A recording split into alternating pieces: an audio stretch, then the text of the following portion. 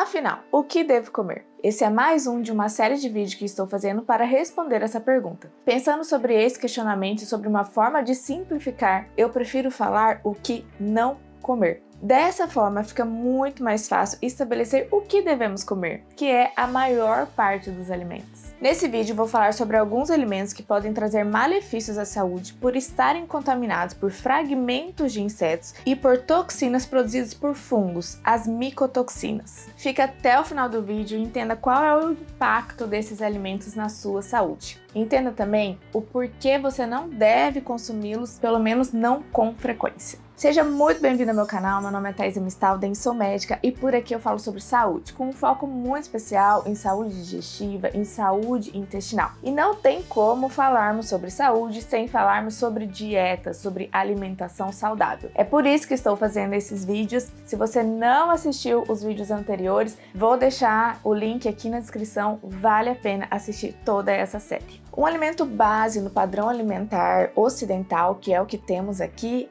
é o consumo de farináceos, em especial a farinha de trigo, que está em inúmeros alimentos e principalmente nos produtos industrializados, nos ultraprocessados. E qual é o grande problema do consumo desse alimento tão frequente, diariamente e várias vezes ao dia? Aqui eu não vou entrar nem no mérito do glúten, da mudança genética que aconteceu no trigo para que aumentasse o cultivo, a forma de plantio, diminuísse o ciclo de cultivo para que a gente tivesse mais abundância nesse alimento. Nem vou entrar nessa questão. Aqui eu vou falar sobre um grande problema que temos, que é a contaminação dos farináceos por fragmentos de insetos e também pelas micotoxinas.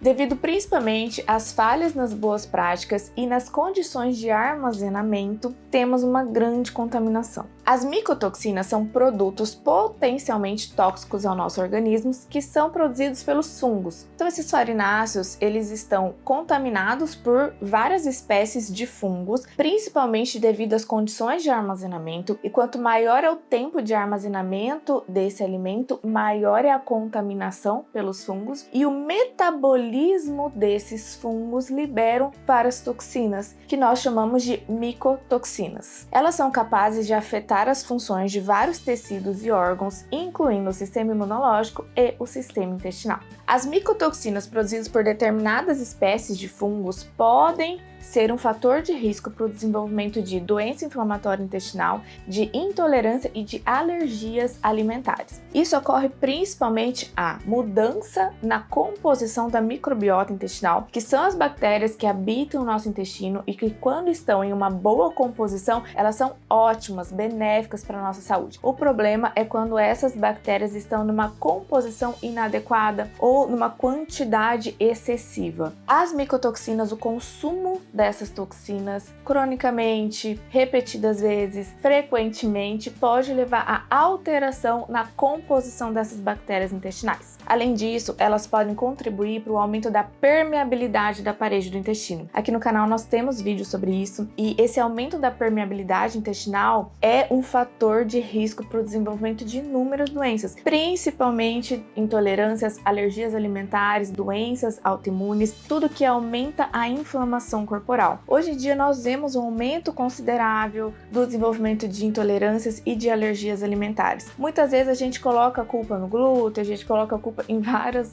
outros alimentos. Mas será que o que está gerando esse rompimento das células da parede do intestino, deixando o intestino mais permeável à entrada de toxinas, de micro-organismos para dentro do nosso corpo, será que não é a contaminação desses alimentos e não o glúten em si, por exemplo? Então, nós sabemos que as micotoxinas contribuem para o aumento dessa permeabilidade. E isso é um fator de risco importante para o desenvolvimento de inúmeras doenças. Além disso, elas diminuem a produção do muco protetor intestinal, que também é uma barreira de defesa, e são responsáveis pela ativação excessiva do sistema imunológico, principalmente pelo aumento dessa permeabilidade intestinal. Tudo está correlacionado e interligado e contribui para o desenvolvimento de doenças. Alguns estudos mostram que a exposição crônica a essas toxinas produzidas pelos fungos podem também levar ao desenvolvimento de alterações cardíacas, no trato gastrointestinal, no rim, no fígado e no sistema imunológico.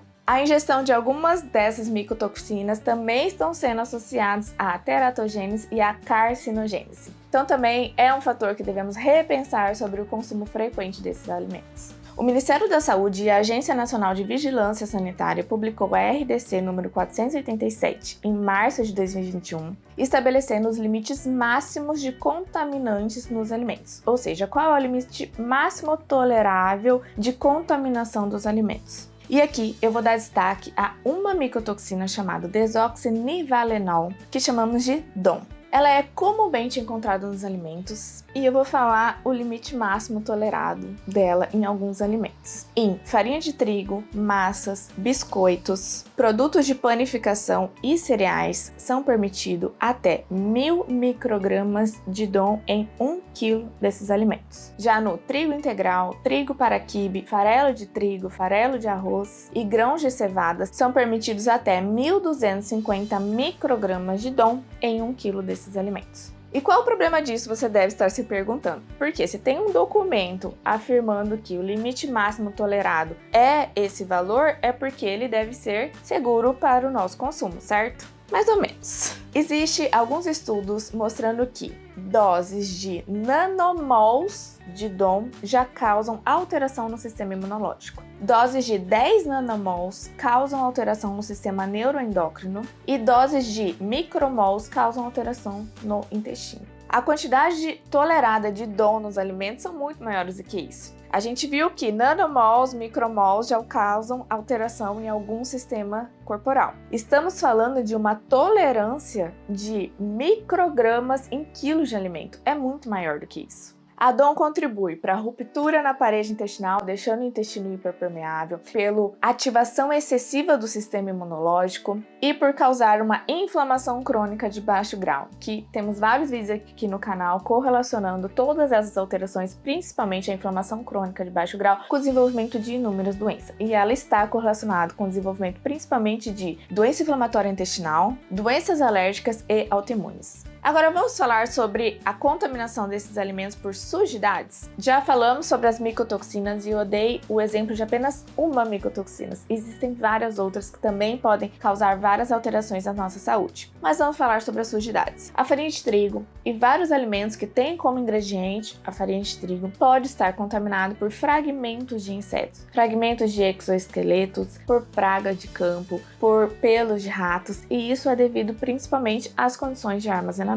A RDC número 14, publicado em março de 2014, dispõe sobre a tolerância de matérias estranhas, ou seja, de sujidades micro ou macroscópicas encontradas nesses alimentos. E novamente, quando falamos sobre a farinha de trigo, é permitido 75 fragmentos de insetos em 50 gramas de farinha. Em alimentos derivados do trigo, como biscoitos, panificação, confeitaria, é permitido 225 fragmentos para 225 gramas desses alimentos. Ou seja, é um fragmento de inseto para 1 grama desses alimentos. É bastante coisa, né? Eu entendo que é um assunto bastante complicado, porque se diminuirmos essa tolerância máxima de contaminação, podemos desabastecer o mercado brasileiro. Mas o meu foco aqui, o meu objetivo aqui é te informar sobre saúde. E daí você fazer a sua escolha, se você vai continuar consumindo esses alimentos e com qual frequência vai ser esse consumo. Eu não falo aqui para você abolir completamente esses alimentos da sua vida, porque eu sei que é difícil, mas pelo menos não ser uma ingesta tão frequente, diária e várias vezes ao dia, como eu vejo por aqui. Deixa para consumir esses alimentos numa exceção, numa viagem, numa festa, quando você está interagindo com seus amigos, familiares, enfim. O que eu sempre bato o martelo aqui é que se cuidarmos bem da nossa saúde, se nós fizermos a base adequada, se nós tivermos uma alimentação boa, saudável na maior parte do tempo, as exceções não vão fazer muita diferença. Pelo que já foi dito nos outros vídeos da série O que não comer e pelo que foi dito aqui, eu encerro esse vídeo mais uma vez com a famosa frase: descasque mais e desembale menos. Não tenha a farinha de trigo e os produtos ultraprocessados e industrializados como base da sua alimentação. Se você gostou desse vídeo, deixe seu like, deixe um comentário, ative o sininho. Toda semana eu tô aqui com vários vídeos muito legais e esclarecedores para você. Um beijo e até o próximo vídeo.